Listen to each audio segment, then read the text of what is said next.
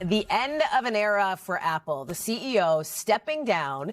Tim Cook transitioning to the executive chairman. He's led the company since taking over for Steve Jobs in 2011. Let me bring in Christine Romans, who's joining us now. This dropped right as we were coming on the air, Christine, and it's super interesting here. You know, Apple's been doing well lately. Why the change now? What's going on? You know, Tim Cook has 15 years at the head of a storied American company, and really the run has been remarkable. He is seen as one of the most, if not the most successful tech CEO in history. And the stock, if you own Apple shares, you like to buy to that Apple, because Apple shares are up 1,700% since he became the CEO. These jobs, this kind of job at Apple doesn't change very often. I mean, he took this job over from, you know, Steve Jobs, who was a legend, right? And really kind of larger than life. And a lot of people said, how is Tim Cook going to be able to make his own mark on this company? And he really has.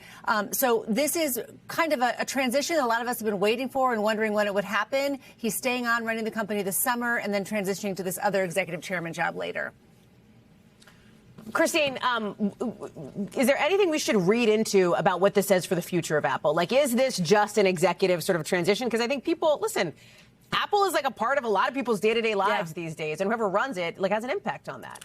Well, the guy who's going to run it, John Ternus, is a guy who's the company's senior vice president of hardware engineering. And what does that mean? He's been at the company since 2001. And they say he was instrumental in products that so many of us use every single day, and products that really disrupted how we use technology and how we use communications, you know, like the iPhone, the AirPods, and a lot of other things as well. So just think how the rapid pace of change since John Ternus came to the company in 2001, since Steve Jobs has been for 15 years the head of this company. It's just kind of a day to mark a transition there. Talk about a new chapter for Apple that has had quite a run over the past 15 years under Tim Cook.